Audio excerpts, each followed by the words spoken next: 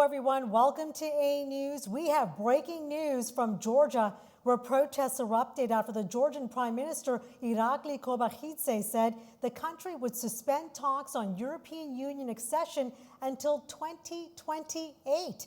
Joining me in studio is our very own Orkan Amishov as we try to understand what exactly is happening right now in Tbilisi, Georgia. Orkan, thank you for being with us tonight into the early hours of the morning. What exactly is going on here? What is your reaction to this breaking news development? It's not that we were not expecting this kind of reaction from the Georgian opposition, of course, but it's very interesting that on the 24th of November, the new parliament convened, and the reaction back then was very lackluster. And many opposition members were saying that they were about losing their plot, and effectively Georgian Dream was pulling the strings in Tbilisi. But what's happening today, and of course we have to hear more, it looks like the scope of the reaction from the opposition will escalate from now on. And so what is happening there, we have to understand the context, of course. On the 26th of October, there were general elections, parliamentary elections, where Georgian Dream Party did defeat the coalition of opposition parties. And this result was contested by the opposition, and opposition, effectively, all the members of the Georgian opposition now saying that results cannot be regarded as legitimate, and therefore they refuse to take their seats. And we also know that on the 14th of December, the presidential elections are scheduled to take place, and that election will be very different to the next elections. It's the last election. I think that the Electoral College will decide on who is elected as Georgian president. So the current juncture is absolutely vital. And today, on the 28th of November, the newly elected parliament, although the results are contested by the opposition, approved they appointed the new government, and we heard the statement from the EU Parliament saying that the results cannot be regarded as legitimate, and they described the 26th of October elections as being unfair, and effectively they refused to recognize this election. And even quite interesting, in that statement, they used the term Tbilisi government. I think that we have to read something into that word, because usually the Tbilisi government, the term implies that there is a lack of legitimacy, which is, I think, absolutely the case when it comes from the European Union in terms of their rhetoric. Right. And the Irakli Kobakhidze reacted to it. He said that, first of all, Georgia is a proud nation. The relations between EU and Georgia are bilateral relations, and therefore there was a sense in his statement that the current government in Georgia does not accept this sort of patronizing attitude which comes from Brussels, and all the funding coming from Brussels will stop. And the key element of that speech is that he's now suspending his country's EU membership talks until 2028. There's so much to dive into there. That is such a great introduction into our breaking news coverage, and I'm going to dive even deeper into all those comments you made. Let's go first to the Prime Minister of Georgia, where he said earlier today, hours ago, and I quote, "Absolutely unacceptable for Georgia to view integration into the European Union as a handout that the European Union should give us. We see that European politicians and bureaucrats are using the allocated grants and loans as blackmail against Georgia." So that's what the Prime Minister said. As we would say in North America, them's fighting words. Yes, indeed. It was categorically unacceptable for them to consider this as a favor. I think he also said that, as a favor. He said that Georgia is a proud nation. The relations between the EU and Georgia are bilateral relations. And also said that all funds coming from Brussels will now be stopped. So it looks like that within these negotiations with the EU, there was the element that EU maintained, and that was about exerting pressure on Georgia in terms of its legislation, in terms of its foreign policy. And that's how these latest elections were framed. They were framed actually within the context of the competition between West and Russia. And Georgian Dream Party has been widely described as a pro-Russian party by the opposition, by the EU, by the Western countries. But the Georgian Dream itself, Irakli Kobakhidze and the Ivanishvili, the party's leader, they do not accept this designation. They say that we are a member of the European family. It is our long-term ambition to become a member of the European Union, but we will not accept one-sided direction. We will not accept a patronizing attitude. They also favor normal, practical sort of relations with Russia, bearing in mind the geopolitical exigencies of this region. So when we consider this geopolitical competition in the South Caucasus, and particularly in Georgia, this designation of being pro-Russian party is something that this party does not accept itself. And the circumstances enveloping there, of course, are very, very complicated. About the description, because earlier, before this breaking news, we were discussing the political characteristics of the Georgian Dream Party. Correct. I would describe it as a centre-right, although initially I think there were fiscally more left-wing, but when it comes to centre-right, right-wing or centre-left description, I don't think it does fully apply to the Georgian political landscape. I mean, of course, the parties which would favour European integration, they would be described more centre-left probably, and if you are adopting more measured approach towards the European Union, there is a likelihood that the party could be described as centre-right or right-wing. So we have to be very careful in terms of designations about that. Yeah, and I'm glad you're making that distinction, because I'm sure a lot of folks would look at this and maybe wrongfully so, categorize the Georgian Dream Party as pro-Russian. But to your point, they might say, we're not pro-Russian, we're pro-Georgia. But we're not necessarily against Russia, and we're not necessarily going to accept, as evidenced by today, whatever the EU apparently seems to push towards them. Interesting about Russia, of course, after what happened in 2008, we all know what happened back then. I mean, there are problems between Russia and Georgia, and Georgian Dream Party made it very clear that diplomatic relations with Russia would not resume. I mean, they made it very, very, very clear from the very beginning. So there's a very intricate, very peculiar sensibility to Georgian Dream Party's approach to Russia. But in terms of European Union, they still maintain this ambition, and also it is part of their constitution. It's entrenched in the constitution. So they consider themselves a proud member of the European family. It is still vital for them to become a member of the European Union in the long run, of course, but they do not accept these directives coming from Brussels.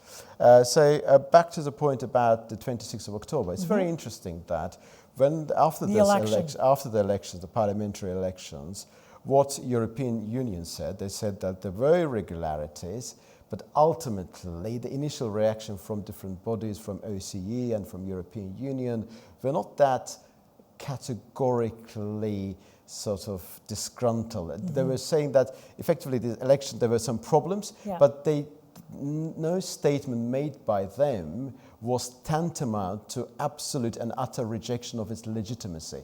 That happened a bit later. Recently, when Irakli Kobakhidze, the Georgian Prime Minister, was here, I interviewed him actually. You interviewed him at COP29. Yeah, and of course, the subject matter was about the COP29, about the NCQG decision and so forth, and about the connectivity agenda in the South Caucasus, of course, because Azerbaijan, Georgia, and Armenia, the three members in this region, for this region's geopolitical clout to increase and for their regional autonomy to be properly established, the connectivity is key, and that's what we discussed during that conversation. How did he come across to you when you met him at COP29?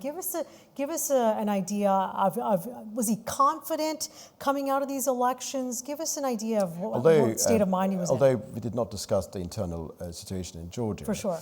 But there were certain elements which would have given rise to my perception of his personality and to what extent he's a calm, tranquil person in the face of this sort of threat or danger that he's currently probably facing to a certain extent. He looks very calm, he was unperturbed, and my feeling is that he's a good manager of crisis. So he's a kind of man who would react to this sort of protest in a very calm and tranquil manner. And also we have to appreciate the scope of the protest there. Because what happened on 24th of November, on the first day of the newly elected parliament, was very lackluster. And I think that Georgian opposition, for very understandable and for very legitimate reasons, bearing in mind their political creed and their aspirations. They were looking for this sort of window of opportunity in order to galvanize the situation and to create this political situation wherein under the influence of public opinion, Georgian government would have considered the possibility of actually considering a new election or so forth. Because what Brussels is saying. Well, that's what they want. Yeah, that would want, of course, yeah. And what Brussels is now saying, and Georgian opposition, of course, in league with some people in Europe as well, so that the elections should be rearranged, they should be rerun in a year's time, and they should be under the supervision of the European Union. So the legitimacy of the current government is not accepted. And of course, the reaction by Irakli Kovakidze to the statement made by the European Parliament in many ways is understandable, because for them it is absolutely vital to retain the sense of pride and also to maintain this sense, also to be able to pull the strings of within the society, of course. It's very interesting. We earlier spoke about it, and it's an opportune time to reflect upon this subject. When you look at the electoral sort of landscape in Georgia, the big cities, Tbilisi and other big cities, they would be more or less in favor of the opposition parties. Okay. But the provinces would support Georgian Dream Party. I don't know the exact reasons underpinning this situation, but that's the reality. We have seen a similar element in Turkey, for example, where the major cities were voting for the opposition and the provinces, those places which wouldn't classify as big cities, they voted for the current government, and same probably applicable to United States and Brexit.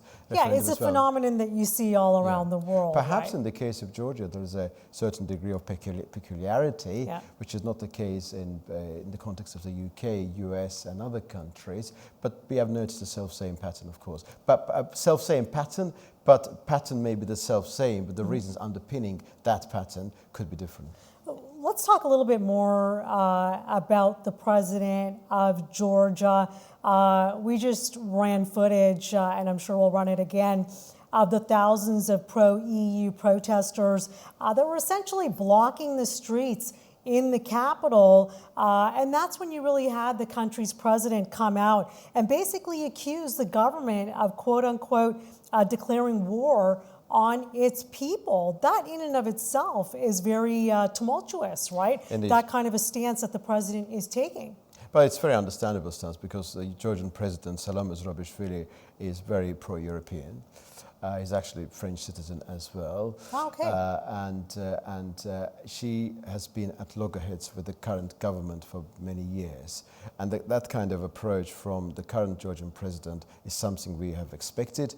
There's no element of surprise in that approach. And immediately after the election, actually on the 26th of October, she criticized the government. She called the elections unfair. So in Georgia, you've got this interesting situation where the government is in charge. President is largely ceremonial, but still she's very influential and she's capable of penetrating into the different parts of the country. And she's actually acting in league with the opposition parties. So you got four major opposition parties.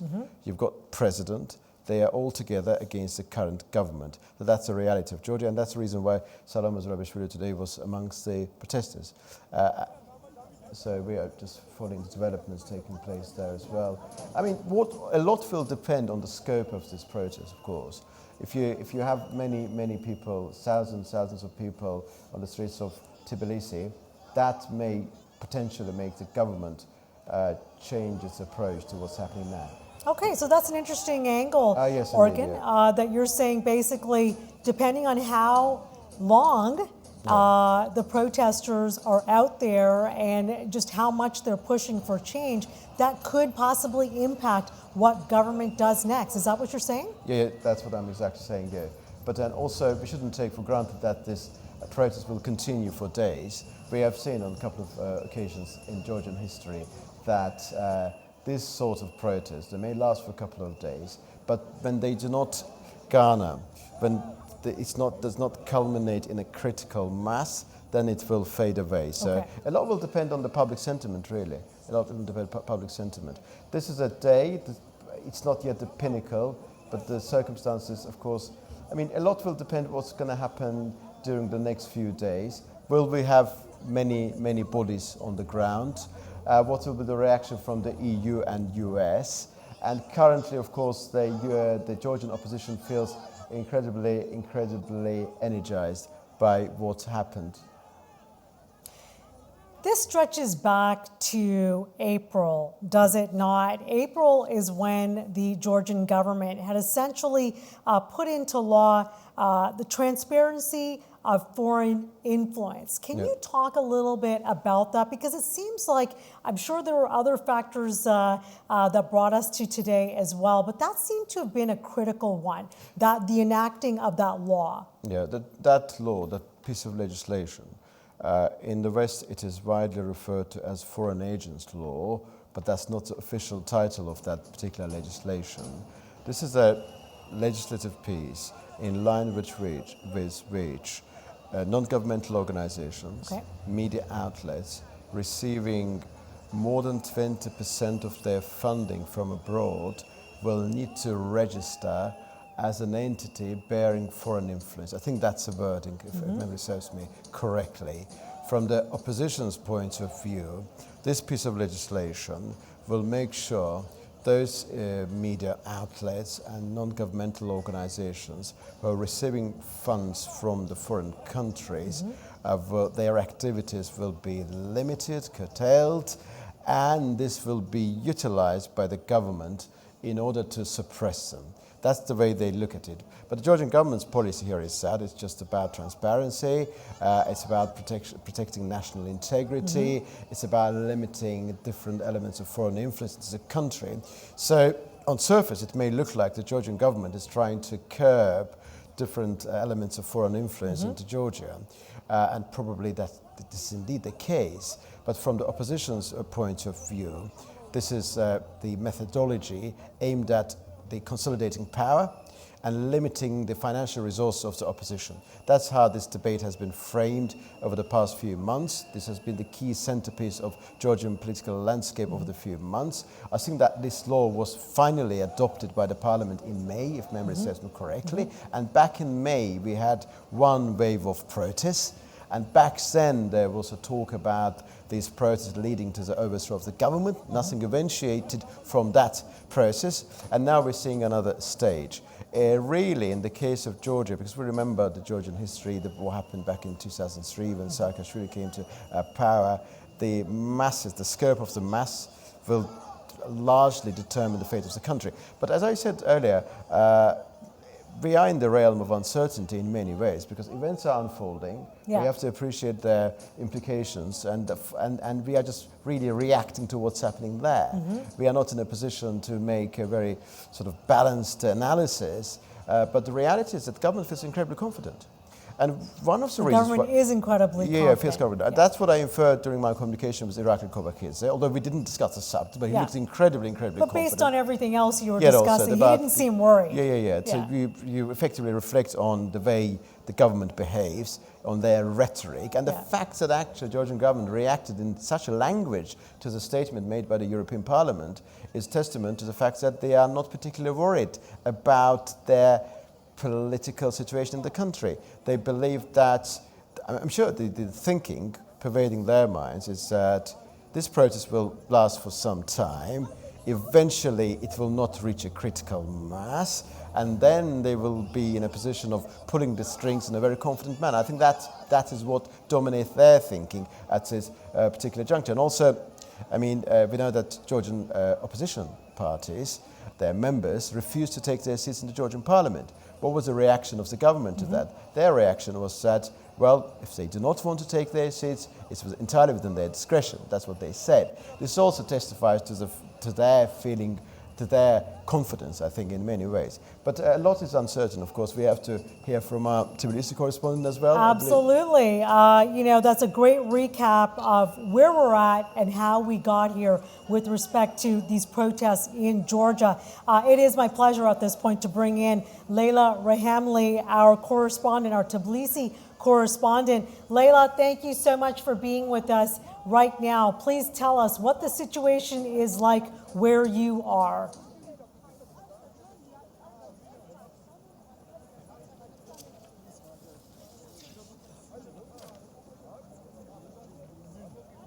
atmosphere in Georgia has taken a dramatic turn. Prime Minister Irakli Kabakhidze announced the government's decision to halt the force to start accession negotiation with the European Union until 2028. Furthermore, the cabinet has declared that refuse all EU budget support. This decision has sparked outrage among pro-European citizens, opposition parties and civil society groups. Thousands of protesters have gathered outside the Georgian parliament and the headquarters of the ruling party here in Tbilisi, demanding the government reverse its decision. Protesters claim the government has abandoned the country's European aspiration, which they see as essential for Georgia's future. President Salome Zurabishvili, who has positioned herself as a pro-European figure, has sharply criticized the government, accusing it of war against its own people. In addition to Tbilisi, protests have also erupted in several other cities across the country. Moments ago, there was a clash between protesters and police near the parliament building. The police are on standby and tension remain high. The situation here is unpredictable, and we will continue to monitor developments closely. For now, this is Leyla Rahimli reporting from Tbilisi. Back to you in the studio. All right, fantastic narration of what is happening there in Tbilisi. That is, of course, our very own Leyla Rahimli. Leyla, thank you so much for that. Your reaction to what Leyla just brought forth to our viewers? Well, from what Leyla reports, it's very clear that the scope of the protest is going to increase. I think it's very obvious, and probably this will continue for some days. But the question, which is of absolute supreme criticality, whether this protest will reach that critical mass, ensuring, forcing, compelling the current government to consider a new election. My feeling, on the basis of what I've seen, what I've observed throughout this year, that the critical mass has not been established yet. Okay. Okay. So it's too early. I mean, we have to refrain from precipitate conclusions at this juncture. I think that developments will continue to unfold, and the next few days will be absolutely critical. And also, as I understand, currently in Georgia, there are those, of course, although in Tbilisi we have pro-European segment being very predominant, but we shouldn't make a mistake of thinking that all Georgian citizens, including those living in Tbilisi, who have strong pro-European sentiments, would support opposition at this juncture. That's interesting. Yes, because Georgian Dream Party itself has never positioned itself as pro-Russian or anti-European. There is a delicacy to their approach to the European integration process, and that delicacy is contingent on their sense that this should be on the basis of bilateral relations. And what we remember on the basis of what we saw before 26th of October, we remember opposition organized rallies before the election, and there was even the question whether the election would be held or not. And then the Georgian Dream Party did organize another protest themselves as a kind of a reaction protest to what opposition organized. Right. So it is not entirely outside the realm of possibility that tomorrow Georgian Dream Party itself may organize a retaliation protest. A retaliation protest in order to show that actually when it comes to support within the capital city, their support would prevail over the support garnered by the opposition party. So in that sense, I think we should just simply adopt a sense of tranquility and follow its developments. Okay, it's just fascinating all the way around. I want to touch on, you mentioned the elections that took place in October. Then you had the EU essentially come out, as you said earlier, that they didn't think those elections were fair. They want to see everyone go back to hold another election next year.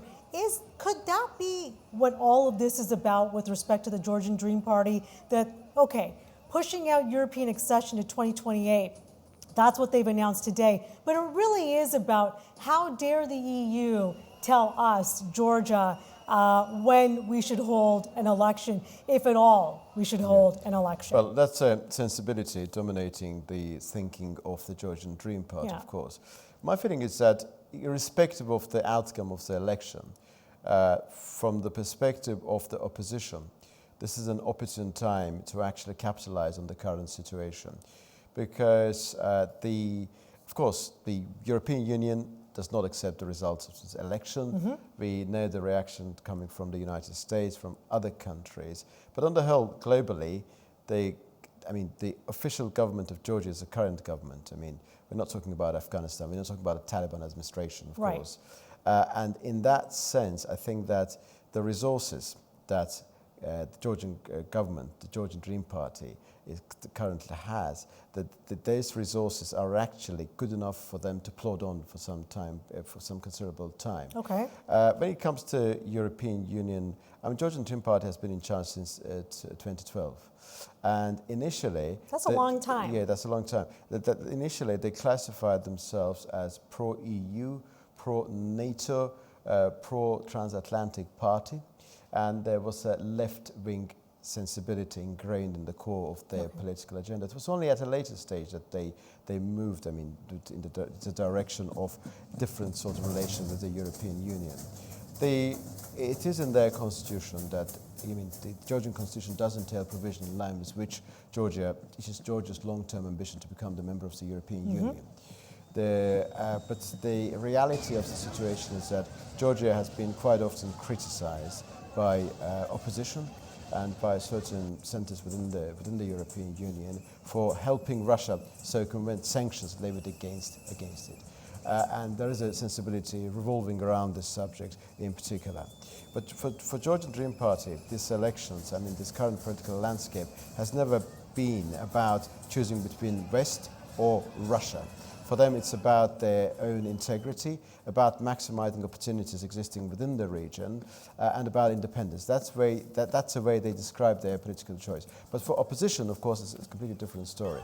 And on the basis of what Leila has reported just earlier, on the basis of what we have seen so far, it's really quite difficult to say with any degree of certainty what is to come.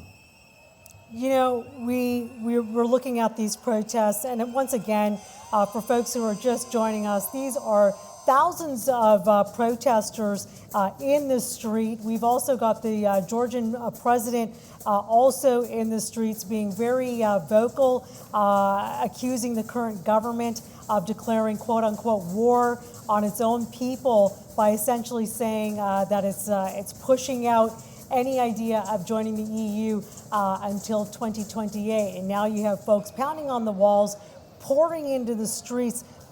Protests like this, Orkin, we've seen them in other countries, is that right? And I'm thinking of Moldova here. Yeah, we've seen Moldova. Again, the self-same context about the competition between West and Russia. And quite clearly, in all the Eastern European countries, we have seen the element of the competition between Russia and the West. Although each single country has got its own respective foreign policy, in Moldova, the situation is slightly different to what's happening in Georgia, of course. Again, we have the self-same pattern. Both countries are the former Soviet countries. Okay. Both of them have got issues with their territorial integrity, respectively. In Moldova, we got the self-same pattern. In Georgia, we got the self-same pattern. We got this Russian influence in both countries. We got the competition between Western influence and Russian influence, and we got the drive of each respective country to maintain its independence. I think that, although Moldova is a slightly different case, of course, but for Georgia, for the Georgian Dream Party, the current situation is very much contingent upon maintaining their power and also maintaining their independence. And the South Caucasus is a very interesting region, of course. We've got three countries here, Armenia, Azerbaijan, and Georgia. Okay. And from the European perspective, they treat this region as one separate, one whole entity. But of course, Georgia has always been more pro-European, probably in terms of its political statements, at least since 2003. Compared to other two countries. But it is quite difficult for any country, including Georgia, which is located on the continental fault line to make a choice between European Union and Russia. Perhaps it's a false choice in many ways. I mean, it is perfectly possible to maintain good amicable relations both with the European Union and the Russia-dominated organizations, and perhaps this gravity of the competition between these two major center powers should not be something that should prey upon the minds of these countries. You said there that Moldova is a slightly different situation. Can we talk more about the Moldova situation? Yeah, of course. So Moldova's territorial integrity problem is also quite obvious, of course. We've got Transnistria territory, which is under Russian influence. Yeah. But Moldova is likely to become a member of the European Union compared to the European Union because the pro-European forces are in a dominating position there. And the latest vote there, which took place very recently, is a clear testament that when you compare this pro-EU induced or pro-EU dominated forces and those forces which could be deemed as being under the Russian influence. Within that landscape, of course, the balance could be tilted in favor of pro-European sentiments. But here, in terms of the political power in Georgia, it looks like the Georgian Dream Party in a dominating position. Although Georgian Dream Party does not classify itself as a pro-Russian party, but its positions are incredibly strong. Again, I want to go back to what I said earlier. Within the capital, Tbilisi, and other big cities, we have huge support for for the opposition parties, the coalition of the opposition parties. But when it comes to the provinces, Georgian Dream Party seems to dominate electorate the pool. So that is the case. So we've got similarities, we've got the differences.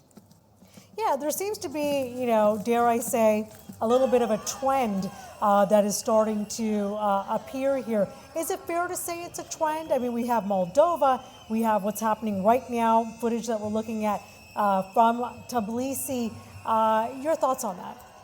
Well, I mean, as long as South Caucasus is concerned, we have only Georgia, wherein the political situation now seems to be unstable.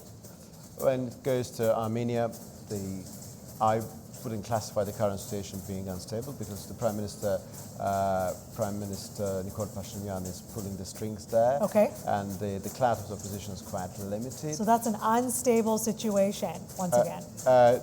Well, we could classify what's happening in Georgia as unstable, although there are certain limitations to that proposition because Georgian Dream Party feels incredibly confident, and we shouldn't sort of look at what's happening there only within the confines of what's going on now, because we don't know whether this process will last for long.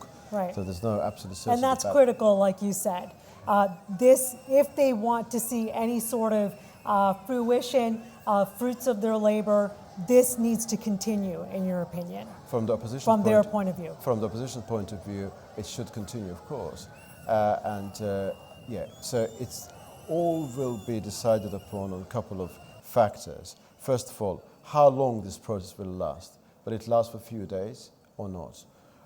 Number two factor, the number of people on the streets. That's the second factor. Because it's all about creating the element of pressure on the government. And this is an opportune time for the Georgian opposition, because what happened is that on the 28th of November, Irakli Kobakidze announced that this government would suspend EU accession talks, and this is an opportune time to tap into the EU sensibility dominating within certain circles of Georgian society. It's an opportune time, of course. If this will not lead to anything concrete and discernible, then the government will feel incredibly confident. That's very clever. Yeah. This could, in fact, be a very clever maneuver on the Prime Minister's part. Essentially, perhaps, is this what you're saying? He could be calling the bluff of the opposition parties?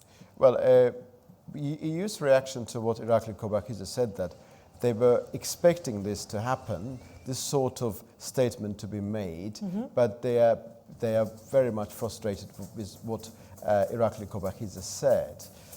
So I'm not particularly surprised with what Irakli Kobakidze said. I'm not particularly surprised by virtue of what's happening in Tbilisi. And I think that what is currently taking place should be understood in the context of what opposition wants. Okay. Really. What opposition wants now, it wants an element of pressure on the government, and this process is the best way of exerting this pressure on the government. And a lot will depend on the nature of on the scope of the consolidation in Georgian society. We shouldn't take it for granted that everybody who's living in Tbilisi would support opposition against the current government. Yeah. Because, as I said earlier, we remember what happened before the 26th of October. There was one mass rally in central Tbilisi, organized by the opposition, and that was a protest under the banner of pro-EU slogans. But then the government organized another one the next day. In terms of the scope, it wasn't smaller. So really, a lot will depend on the ability to navigate the complexities. And for me, what is happening today is very, very important. But it is also absolutely vital not to draw precipitate conclusions from what's happening now, because quite often what happens, analysts and observers of the events happening there, they tend to make conclusions on the basis of very limited amount of information. Right. What we have seen so far is incredibly consequential, but it's not really consequential enough to draw big conclusions. All right, excellent analysis all the way around. Orkun, I want you to stay very close to us. But right now, I want to go back to Leyla Rahamli, our Tbilisi correspondent. She joined us just moments ago. But for folks who are just joining us now, we want to bring in Leyla so she can give us, once again, an update on the ground with respect to what's happening at this protest in Georgia.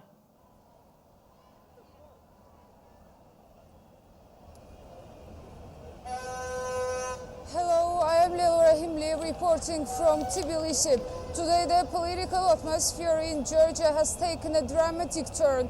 Prime Minister Irakli Kabakhidze announced the government's decision to halt the force to start accession negotiation with the European Union until 2028. Furthermore, the cabinet has declared that refuse all EU budget support. This decision has sparked outrage among pro-European citizens, opposition parties and civil society groups. Thousands of protesters have gathered outside the Georgian parliament and the headquarters of the ruling party here in Tbilisi, demanding the government reverse its decision. Protesters claim the government has abandoned the country's European aspiration, which they see as essential for Georgia's future.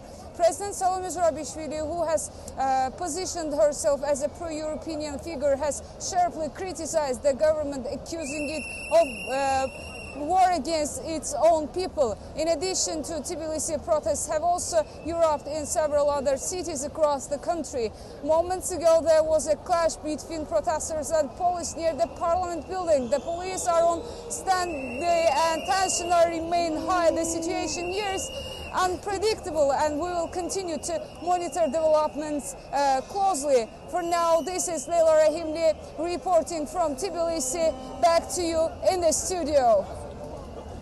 All right, Leyla Rahamli, our Tbilisi correspondent on the ground. We should note we spoke to Leyla earlier, and that is a repeat of what she brought to our attention. Leyla, once again, thank you so much for that. I also, joining me in studio is our correspondent and our expert, if you will, in-house expert, Orkun Ashmov. Orkun, I want to talk a little bit about what Leyla discussed and also what you and I discussed earlier about Georgia's president. She is at those protests, and she's made very vocal her displeasure, if you will, with the actions of the governing party. Yes, indeed. Salome Zurabishvili is incredibly pro-European. As I said earlier, he's a French citizen as well. And she is considered as a person who would be in favor of the removal of the current government. And she's currently acting in line with the Georgian opposition. So effectively in Georgia you have the situation where the president and the four opposition parties and many other opposition parties are actually collectively fighting against the government. It's a very interesting situation, of course. From what Leyla says, it is very clear that events are getting more dramatic, but will they get dramatic enough? It's a really question that we need to ask, and there's no clear answer to that question, of course. And back to the question about Salome Zurabishvili, her presence is important. she's a lady of great influence in Tbilisi and many other big cities. And you earlier, I think, asked about what are the likelihood of drastic measures by the EU. I think that opposition is currently is very much reliant on the possible expansion of this protest, ultimately reaching a critical mass, eventually forcing government to feel compelled to take any form of action in the shape of actually rerunning election or something of that nature. That does not seem to be very likely. But we also know that as long as the statements coming from the European Union are concerned, there's a question of putting sanctions on the high-ranking members of the Georgian government and Prime Minister, and that could, from the perspective of the opposition, lead to the isolation of the Georgian government. So imagine EU taking a set of drastic measures. Sanctions are imposed on the high-ranking Georgian officials, president, members of the government. Yeah. Imagine that some of those, the regulations that put into practice that benefited Georgia, they also put on hold. What will be the sense of public discontent?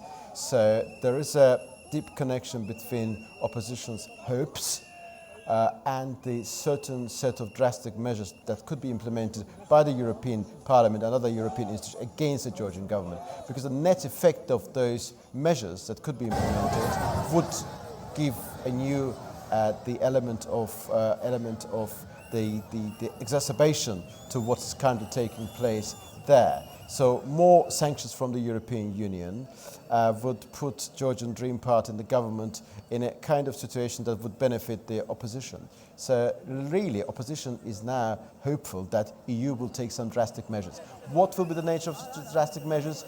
We don't know yet, but that's what they're hoping for.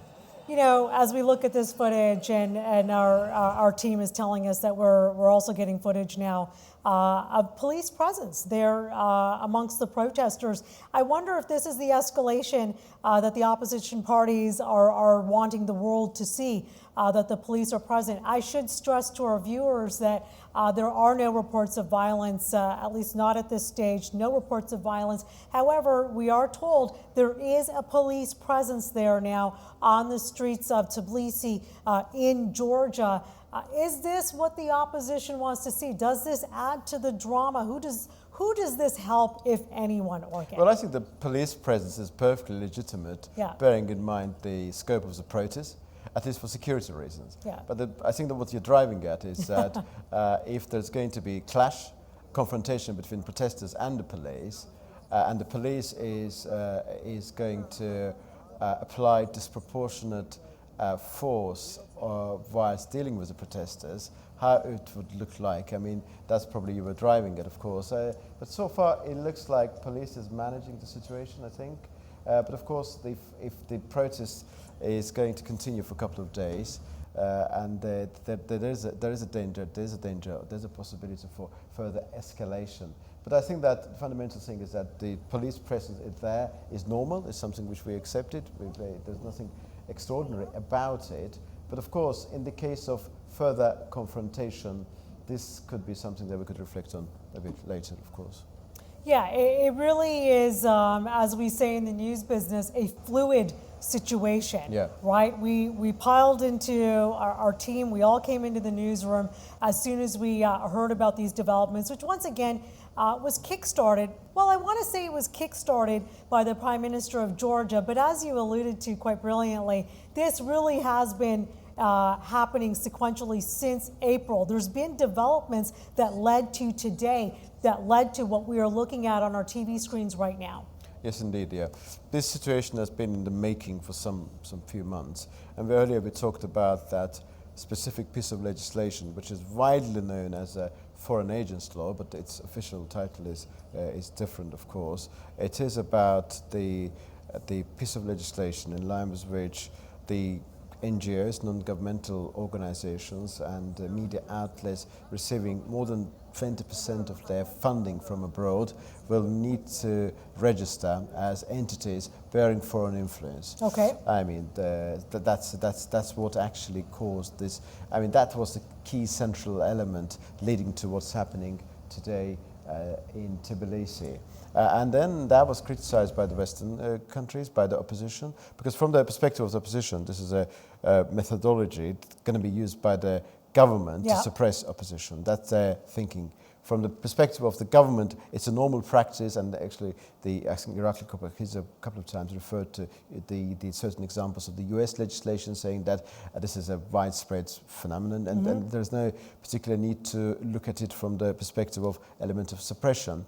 But that's a key element there. Eventually, we remember a certain process taking place in Tbilisi back in May. There was another wave taking place before the 26th of October election, and of course, the process followed after the election as well. And the current juncture is very important in a sense because now we have the Georgian parliament, which is currently functioning. They opened on the 24th of November. Today, on the 28th of November, a newly elected parliament approved the government, where the EU Parliament issued a statement, and Iraqi Kobakhidze reacted to that statement. Also, we have to appreciate the fact that on the 14th of November, we have presidential elections scheduled to take place in Georgia. So this is a critical juncture for Georgia. And really, what's currently taking place, we need to be able to hear more, of course, and we need to see those reports. And those reports should tell us, should give us the food for thought. And that food for thought should entail at least three vital elements. One is this going to escalate further? On the basis of what we have seen, it is going to escalate, but will it escalate to the point of critical mass? At this stage, it's very difficult to say with any degree of certainty, and why I'm being slightly skeptical about the possibility of this process escalating further, because we have seen a couple of similar occasions in the Georgian history over the past year, even before. It is very, very easy to be actually driven by the weight of the event and come up with a precipitate conclusion, of course. But in the wider grand scheme of things, you need to take into account the resources of the opposition. Because when you look at the opposition's resources in Tbilisi and the big cities, there are certain very large chunks of the population in Tbilisi who would vehemently be against this opposition party and support Georgian Dream Party. When you look at this balance between the opposition and the Georgian Dream Party, although in Tbilisi probably we would assume on the basis of this key principle, which we probably take for granted, that those of pro-EU proclivity under normal circumstances would support the opposition parties. Actually, there are many, many Georgians who are pro-Europeans. They consider Georgia's EU aspirations as being the vital element of the country's future. They do not consider Georgia's future outside the European Union, but they would still support Georgian Dream Party. So therefore, thinking in terms of this on the basis of the narrative of EU West competition in Georgia, and considering Georgian Dream Party being pro-Russian, this is the analysis which would give rise to the possibility that we may miss some vital elements within the larger puzzle that is going to be at the heart of Georgian political spectrum. Well, this is no doubt a story, a breaking news development that we will continue to follow here on AnewZ. This is why AnewZ is here, to cover the stories in depth, especially as it pertains to the geopolitical atmosphere in this region in particular.